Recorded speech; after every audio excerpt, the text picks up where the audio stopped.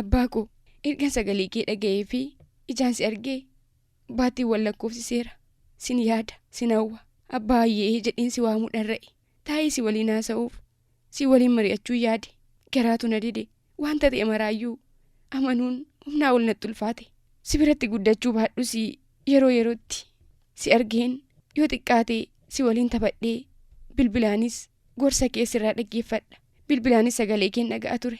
Bilbila narraa kaastee oo aayyoo naan jetta turte. Otoo akka irraa garaa natti hin jabaatiin. Osoon siif bilbilees deebii sirraan dhabiin.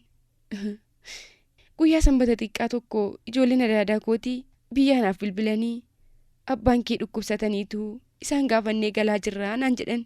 Battaluman dhaga'e sanaa deebisee bilbileen maalirra akka jiru gaafadhe. Utaaloo xiqqootu na qabeef malee homaa mitii. Waan hundaafuu hin yaadda'inii deebii jedhutu naaf kenname. Obbolaakuuf bilbilus wayyoo akka qabdu yookaan ammoo akkasitti wayyaa'eeru naaf himani. Anis erga wayyaa'eera ta'ee jedheen obsaan si eegaa ture. Garaan osoo na diduu anis yaa waaqati naaf fayyisii jechaa bilbila koo cufadhe. Ergasii ammoo galgaluma sana obboleessi isaa dhuftu malee jedheeniraa. Kanaafuu gaafoo wiixataa ganamanii dhufaa naan jedhani. Anis nagaan naaf koottuu jedheen bilbila koo cufadhe. Dafinoo akka tasaa hirribni isa dagee konkolaataan isa darbaa laataa jedheen osoo sa'aatiin 12 ta'een bilbila isaarratti bilbiluu eegale. Naa bahuu didi. Ittuma fufeen hanga ganama keessaa sa'aatii 12 walakkaatti bilbile. Boodarraa bilbilli naaf waama. Garuu namni kaasu hin jiru. Tarii daandiin konkolaataa karaa biyya keenyaa xiqqoo rakkisaa waan ta'eef bilbilli isaa giiphii keessaatti iyyuu mitiitii osoo waraanni iyyuu dhufee dhukaasa banee hin dhaga'amu waan ta'eef anis karaa buunaa ginda baratu waanan beekuuf kanatu isa rakkisa ta'innaa laataa jedheen bilbila koo cufadhee gara hojiitti ga'e. Ammas garaa waan na dideef osoon gara hojiitti hin deemiin naannoo sa'aatii 2 yeroo ta'u nan bilbilaafii jedhee bilbila koo korojoo keessaa yeroo hin baasu miskoolii hedduutu kan obboleessa koo hangafaatu bilbila koo irratti si'a baay'ee bilbilamee jira. Tasanaa bilbileen beeku. Gaafan arguu bilbilicha akka gammaduun ta'e deebiseen bilbilee fi heloo gaafan jedhuunii manaa si barbaadaa jiru dafii galii naan jedhe.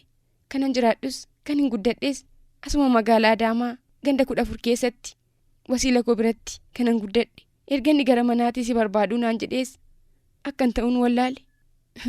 Maaltu ta'ee jennaan wasiila kee dhukkubaa naan jedhe. Dafi galii si eegaa jiru naan jedhe. Ammas irra deddeebiin dafii galii jechuunsaa waan ta'e marana wallaalchise. Battaluma sana miilli koo dhaabachuu dadhabe na kirkire. Keessi koos na raafame. Qaamni koo hunduu na hollate. Dhaabbachuun dadhabe. Ofirra gattaa'een waanan yaadee waanan dhiisu wallaale. Hamma kanaa dhiigni isaa dhiiga koo keessa jiru. Foonsaa foon kootti jiru.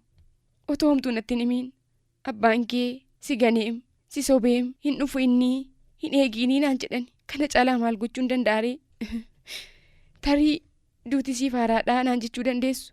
Namni gaafa nan dhufaa jedhee nama beellamee osoo eeganii yoomas gahaa jedhanii amma bilbilanii fi jarjaraan isa eeganii inni boqoteeraa yoo jedhan maaltu isinitti dhagahamuu danda'a laata? Har'a qofaa miti. Umurii kee guutuu hin agartuu hin eeginii gaafa keessi koo naan jedhu amanuun dadhabe. Guutee koo ani garuu gowwaan ta'e isuman dhaga'ee isuman argin amanuu dadhabe. Har'a moo bor dhuftaan eega tapha kee kolfa kee garaa laafummaa kee kan ofii qullaa deemtee ormatti uwwistu gaarummaa kee isa eenyuyyuu ragaa siif ba'u gaafan yaadadhu jaalalli alagaa fi firoonni kee siif qaban akka waan siif du'a gidduutti wabii ta'ee siinaaf deebisuutti natti mul'ata. Imimmaan namni siif lolaasee siif bo'e sana gaafan yaadadhu gaabbitee waan dhuftu natti fakkaata. Nuuf jetteellee yoo deebi'uu baatte seenaa obbolaa kee wajjin dabarsitan isa waan hundumaa taatanii wal gammachiistan sana yaadattee gaabbitee dhuftaa jedhee yaada. Ani bar gaaf tokko waamee si dhabaa jedhee yaadeen beeku. Garaa jabinaan ganaas qabaattaa jedheen shakku. Tole har'aafillee nan obsa. Gaafa akka mala isaanii sanyiin kee hundii obbolaan kee hundii wal ga'anii siin keessaa dhaboo akkamittan obsa laata? Ni dhuftaa jedhee si eegamoo maal jedhee taa'u laata? Warqeen of harkaa qaban sibiila akkuma jedhan sana gaaf tokko toon jaalalabummaa keen qooddateen osoon beellama fooyya'aa yaaduu gaabbiin bara baraan keessaa bahuu hin dandeenye anatti dhiiste. Bara koo guutuu otuu jecha akkana funa taasiste ati nama rakkisuun jaallattu. Tarii bilisa of gochuun keessa kee dhokfattee waan deemte natti fakkaata.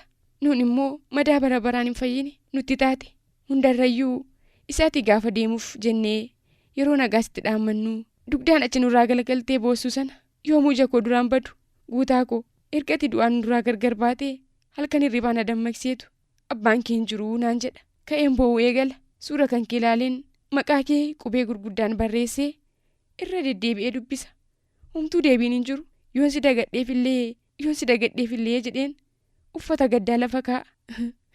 Edaa inni nama arguuf malee ofiif bu'aa tokkoyyuu hin qabu. Nama sobuu malee keessa ofii yookaan ammoo yaada garaa ofii sobuun tasumaan danda'amu.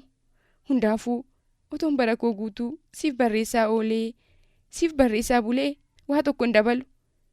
Ati akka deebiteen dhufnetti deemteetta. Garaas nurraa kutatteetta. Manni kee haaraan si taa'u ergamoonni waaqayyoo harka bal'isanii si haasimatan. Gaarummaan kee riqicha ta'ee karaa si haa dabarsu. Boolla kee daadhinaa guutu. Yeroo mara si yaadanna. Si jaallanna. Abbaa koo siin jenna. Abbaa koo osoon isa eeguu dachee na buuna gindabaratti narraa fudhatte guutaa xaafaatiif. Intala kee siddisee guutaa magaalaa Adaamaatti kan argamturraa bakka ati jirtu sittaa tolu jannataan naaf qananii. Nagaatti.